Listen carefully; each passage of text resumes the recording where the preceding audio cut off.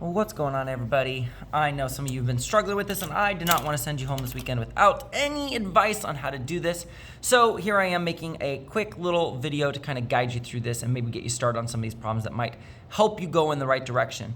So I'm just going to talk about how to kind of start each of these off and what I use. I see a lot of you are trying to become cosine sine warriors and just turn everything into sine and cosine, and that works sometimes. We're going to use it sometimes here. But I need you not to make that your only strategy that you depend on, because it's going to put you in a situation later that you might find that you can't solve problems. So taking a look at number one here, what I immediately notice in number one is this is something I probably am going to have to turn into sine and cosines. So we are going to be a sine cosine warrior here. I can rewrite cosecant squared as 1 over its reciprocal, which is going to be sine squared. Make sure you keep the squared on it though, since cosecant squared, sine squared has to stay squared as well. Tangent I can rewrite as sine squared of theta over cosine squared of theta minus 1, and then again we're trying to get it to equal tangent squared. So what you need to be careful of is a lot of people are trying to like make identities out of this part here, this minus. Remember, you still have to follow your order of operations. So I still have to multiply first. I can't just attach the -1 to one of those things and move on. I still have to follow my order of operations. But once I set this into fractions like this, you can see what's about to happen. I can cancel those right there, which is going to let me simplify that into something a little bit nicer. 1 over cosine squared of theta minus 1. And then I can keep going from there, use my reciprocal identity, and you're going to see how that comes back into a different Pythagorean identity. Secant squared of theta minus 1.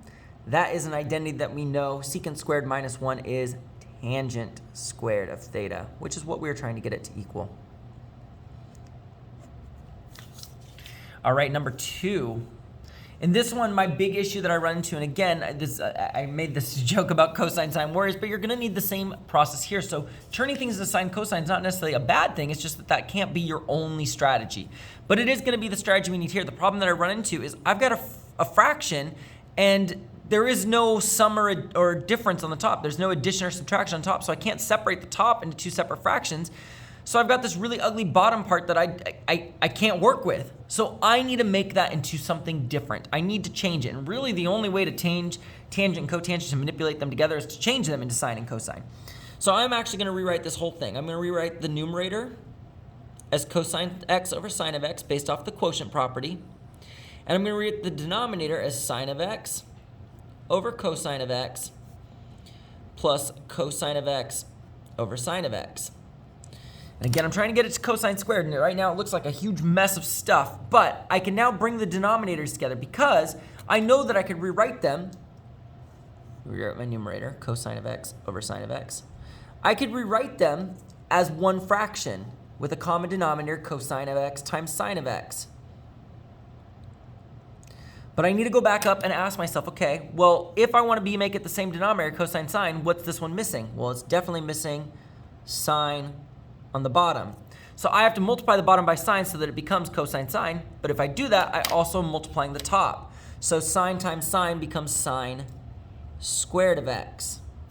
I've got my plus sign here. And I look at my second one. What is missing from this denominator? Cosine sine, and it's just got a sine, so it's missing a cosine. So I'll multiply a cosine on the bottom, but if I do it on the bottom, got to do it on the top. And now I can see that sine cosine makes cosine sine, so I'm good on the denominator. Cosine times cosine is cosine squared. Well, we can see where this is going. We know cosine squared and sine squared, when added together, that equals 1. That is a Pythagorean identity that simplifies to just 1.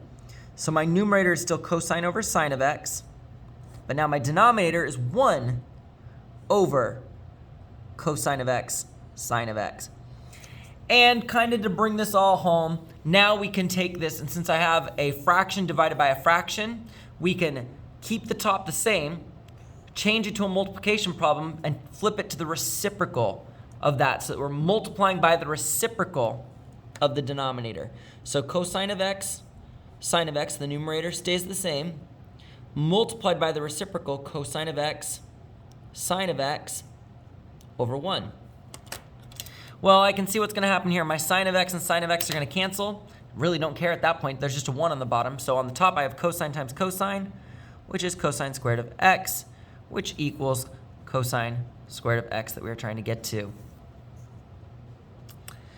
All right, let's talk about one that doesn't involve being a cosine sine warrior. Now, you can do it with cosine sine, and the people who've done it that way found the answer, but it took them a lot longer than just solving this using properties that we know. One of the things I see right away is that there is a cosecant there. There is a cosecant squared, there's what I should say. So I know that I could take cosecant squared out and replace it with my Pythagorean identity 1 plus cotangent squared. And then right here, that's going to be an even odd problem. We know cotangent's odd, so if there's a negative a inside, it's going to change the whole sign. So this becomes minus cotangent of a. Remember, if it was a secant or a cosine, you would not change the sign. You just drop the negative because cosine and secant are even. Well, at this point then, I can take this and distribute it. And here is where it gets interesting. Reciprocals. We know the rules of reciprocals, right? I'm going to go up to the top of my paper. 2/3 has a reciprocal of 3/2. If I multiply those two reciprocals together, I get 6 over 6, which is just 1. Reciprocals simplify to be 1. That is the definition of a reciprocal, that if you multiply something by its reciprocal, you get 1. So when I do this here, tangent times 1 is still just tangent of a. But if I multiply tangent by cotangent squared, that's the same thing as doing tangent times cotangent minus cotangent. This tangent and cotangent right here, multiplying those two together equals 1. They cancel each other out. They literally cancel each other out. So now I have tangent of a plus, that's 1 times cotangent, so who cares, it's cotangent of a now. We can drop the 1, forgot the a up there, minus cotangent of a. What happens here? Boom, boom. Those are opposites, they cancel. So I get tangent of a equals tangent of a, and that, oh, I'm off the screen, is our check answer. Again, coming over here, being a cosine sine warrior, you could get the answer here, but it's going to be way harder than what I'm about to show you. Because right here, again, I immediately see a Pythagorean identity. You see those, you should try plugging things in. It is going to help a lot. So I'm going to replace this with 1 minus cosine squared of alpha over 1 minus cosine of alpha. And some people tried to be like, oh, I can cancel the 1, I can cancel 1 cosine with that. No, there's addition and subtraction on the bottom. You can only cancel if you cancel out everything. But that's a good hint, because what I can do to that numerator, that's a difference of 2 squares. You should see that 1 is a perfect square and cosine squared is a perfect square. That's going to happen quite often. If you see 1 minus a trig function squared or a trig function squared minus 1, you can always factor by difference of 2 squares. So 1 plus the cosine of alpha, 1 minus the cosine of alpha over, and I'm going to put this bottom one in parentheses too, because that's how you're allowed to cancel. You can only cancel if you can cancel the whole addition problem at once, which I can right here. Those cancel, and then I get 1 plus cosine of alpha, which equals what we needed, 1 plus cosine of alpha. Coming down here again, please don't be that sine cosine warrior. You got this. You could do other things. So I need to become negative secant squared. Again, I've got lots of Pythagorean identities there, so if you try to do that, you might get overwhelmed because there's a lot of squared things there. But I do notice that this and this have the same squared. There is something minus something, and they both have a common factor. So why would you not use your factoring rules? These are all things you know, but I think it's overwhelming to have to think about it in trig. Cosecant squared of beta divided by cosecant squared of beta is 1. Negative cosecant squared of beta is times secant squared of beta. Factor out the factor out the cosecant squared of beta, and I'm just left with secant squared of beta. Well, that is a Pythagorean identity, but you got to be careful because that comes from the identity that tangent squared plus 1 equals secant squared. So if I have 1 minus secant squared, well, if I just move the 1 over here, it's secant squared minus 1. These are the opposite signs. So it doesn't equal positive tangent squared, it equals negative tangent squared. You can see that right here. If I subtracted the secant squared here, I get tangent squared plus 1 minus secant squared. Subtract the tangent squared to the other side, you get 1 minus secant squared equals negative tangent squared. So this is going to be cosecant squared and negative tangent squared. So now that I've gotten to there, now would be a good time to go ahead and jump into being a cosine sine warrior and see what we can do. Cosecant squared is going to be 1 over sine squared of beta. Negative tangent squared is going to be negative sine squared of beta over cosine squared of beta. So I can see that when I multiply these, the sine squareds are going to cancel out. I have a 1 on top, still negative, a cosine squared of beta. I just drop the s on the bottom. And that is the reciprocal to secant squared. So keep the negative, secant squared of beta, and that is equal to our secant squared of beta that we needed to get to. And the last one on the front side of this page, tangent of y plus cotangent of y equals secant of y times cosecant of y. I definitely think that starting in the addition problem is going to be easier, which means, you guessed it, you can be a sine cosine warrior here. When you're trying to put these together, there's no way to do that other than making a sine cosine. I can't factor. There's nothing squared, so I can't use Pythagorean identity. I can't do any sort of like difference two squares problem, so I'm going to have to write it as sine and cosine. So again, that's not the wrong answer. I just don't want you to depend on that because you're going to run into some issues even later in this worksheet. We've seen problems like this before. We're going to need to multiply by common denominators. So this one's missing cosine. This one's missing sine. So when I multiply that, sine times cosine is going to be sine y, cosine y. Sine times sine y is sine squared of y. Cosine times cosine of y is going to be cosine squared of y. And that is going to simplify to 1 over sine of y, cosine of y. Well, now you might be looking at this saying, well, Mr. Knock, how am I going to turn that into secant and cosecant? Well, really easily. We can separate a multiplication fraction super easy. I could rewrite this numerator as 1 times 1, and it doesn't change it. And now you can see I have 1 over the sine of y times 1 over the cosine of y, which we know this is cosecant of y. This is secant of y. I need to flip that, though, to make it secant of y, cosecant of y, and we're done. That is what we needed to get to. All right, coming to the back side of this worksheet. This one's got a little bit bigger. Gave me a little bit more space. Okay. On the back side, again, with this one, you may find yourself kind of looking over it, trying to find some strategies that might work. Let me kind of ponder over it for a second. I think the easiest thing that I could see here might be trying to put that all together and see how it all works with each other. That would be a good first step. Let's FOIL that together. So this times this and this. So tangent of beta times 1 is tangent of beta. Tangent of beta times negative sine of beta is negative tangent sine. Go on to secant. Secant times 1 is secant of beta. And secant times sine is negative secant beta sine of beta. Yeah, it's not helping a ton, is it?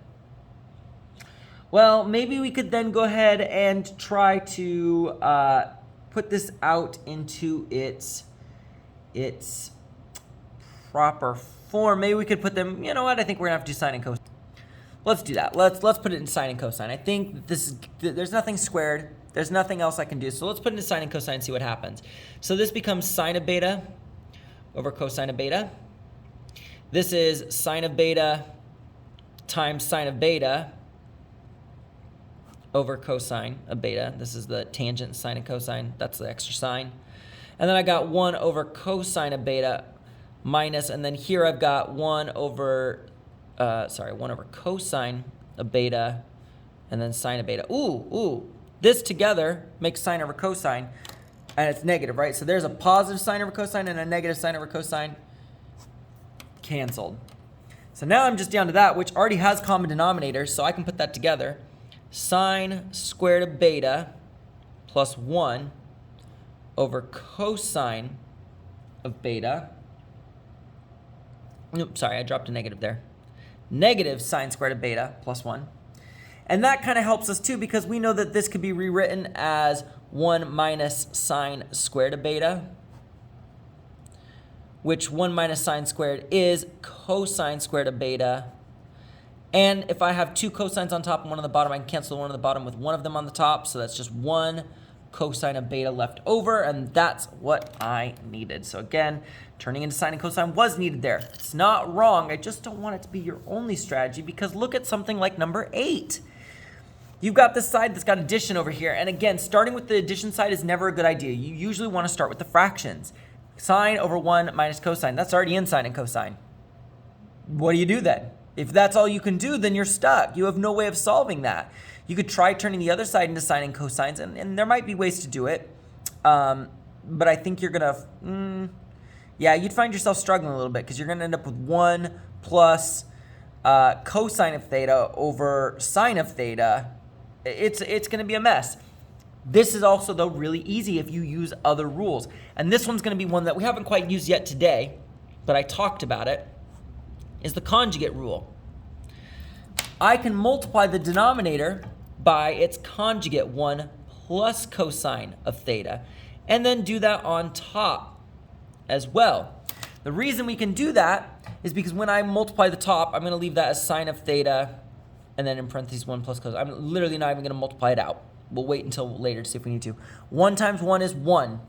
Well, 1 times cosine of theta is positive cosine of theta, but negative cosine of theta times 1 is negative cosine of theta, so those cancel. So all I really have to worry about is negative cosine times positive cosine is negative cosine squared of theta. That is a Pythagorean identity. When you multiply by conjugates, it's going to create Pythagorean identities. So I can rewrite the top the same, sine of theta, 1 plus cosine of theta. And on the bottom, I can rewrite that as sine squared of theta. And sine squared of theta is going to cause some canceling to happen here. This sine of theta can cancel with 1 sine there. So I have 1 plus cosine of theta over sine of theta.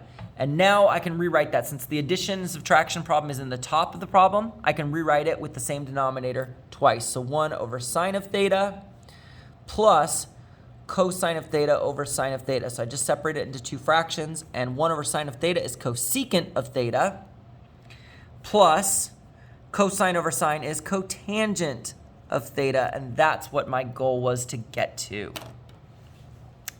2 more to bring this home. Definitely going to need to start on the left side over there, because that is a disaster. So I think starting over there is going to help. And I think the first thing you're going to want to do is you're going to want to separate that, right? The denominator is multiplication, so you can separate the numerator, that's addition, into 2 separate problems.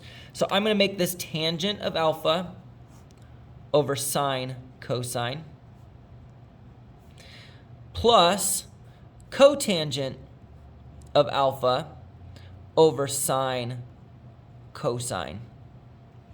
So separate that out there. And at that point, we're probably going to have to think about this to make some sine cosine problems with the tangent and cotangent. Use our quotient identity here, because there's a lot of sine cosine happening on the bottom. So I could rewrite this one as sine of alpha over cosine of alpha over sine of alpha cosine of alpha. Look, I've got a fraction divided by something. So let's do it as a fraction over a fraction. So this bottom fraction is going to be sine cosine over 1. Up top is going to be the same thing. Cosine of alpha over sine of alpha is cotangent's quotient. And then again, put sine of alpha on the bottom, cosine of alpha over 1. So I'm going to keep the top the same, keep the numerator, change to multiplication, and do the reciprocal of the denominator. Likewise, keep our plus sign, keep the numerator the same, cosine of alpha over sine of alpha. Change to multiplication, and then do the reciprocal 1 over sine cosine. And look what cancels. Here I've got sine of alpha, that cancels.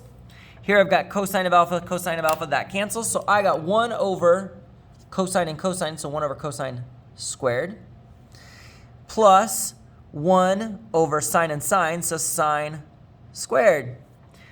1 over cosine squared is secant squared. 1 over sine squared is cosecant squared. And that is what I needed. So we are done. And bringing this to our last problem. So you can see in this one, it's again one of those things where I don't have any squareds over here in the fraction. And again, you can try to change the plus thing into the fraction, but that's really hard. Changing into a fraction is really hard. So I'm going to work with this fraction. I definitely see that I'm going to have to multiply by my conjugate again. cosecant of x plus 1, cosecant of x plus 1. And it's going to get real ugly before it gets real pretty. But we know in the denominator what's going to happen is we're going to get our property, right? The negative cosecant and the positive cosecant will cancel. So I get cosecant squared of x minus 1. And then up top, I've got this, ready? Cosecant times cosecant is cosecant squared. Cosecant times 1 and 1 times cosecant, so plus 2 cosecant of x, and 1 times 1 is plus 1. And then this denominator, well, now I can see I've got my Pythagorean identity there, so I've got cosecant squared of x plus 2 cosecant of x plus 1 over cosecant squared minus 1 is the same thing as cotangent squared of x. So now I've made it into something that I can separate into multiple fractions, right? The denominator is one thing, but I've got an addition problem up top. So let's make it into 3 separate fractions. So cosecant squared of x over cotangent squared of x plus 2 cosecant of x over cotangent squared of x plus 1 over cotangent squared of x. So once I've gotten it written this way, well, first thing I can see is 1 over the cotangent squared is going to be tangent squared of x. So that's kind of getting that tangent x piece that we were looking for there. Then looking here, I could easily bring this into sine and cosines. It's probably going to be what we need to do there. So cosecant would be written as 1 over sine squared. Cotangent would be cosine squared over sine squared. Here I've got 2 over sine of x. You keep the 2 on the top and put the cosecant on the bottom and make it sine. Over, again, cosine squared over sine squared. And then plus my tangent squared of x that we already saw we had. So we can do our keep, change, flip, or keep the numerator, change, and multiply with the reciprocal. So when I do that here, and I'm running out of room, so I'm just gonna write it right up here. The reciprocal is sine squared over cosine squared. I can see right here what's gonna happen. These sine squareds are gonna cancel, and I get 1 over cosine squared. Here, multiply by the reciprocal, sine squared over cosine squared. So here, I can't quite cancel everything, but I can cancel one sine with one of the signs on the top. And now I have my plus sign still, but I still have 2 sine of x on top and cosine squared of x on the bottom. And then I got this plus tangent squared of x. All right, we're gonna do some crazy here, right? We're gonna do some crazy. Okay, 1 over cosine squared, we now know that's secant squared of x. This is gonna be weird, right? Separate that cosine into 2 cosines. So drop the squared and call this cosine of x, cosine of x. Well, sine over cosine is tangent. That's those 2, there's the 2. And then the 1 over cosine is secant plus tangent, that got real small, sorry. Secant squared of x plus 2 tangent secant plus tangent squared. Well, that should look familiar. These are perfect squares multiplied in the middle. That is going to factor secant of x plus tangent of x times secant of x plus tangent of x. Sorry, that got so small. But when I have 2 secant of x's and tangent of x's, we can rewrite them as secant squared plus tangent squared. That one's a doozy. It's a tough one. There may be some easier ways to get there. I think that was just kind of the way that I had already figured out, and so that's what I showed you all. But you may find something easier because that is a lot of work to get there. Good luck, though. I hope that helped you get going in the right direction. Have a good weekend, everyone.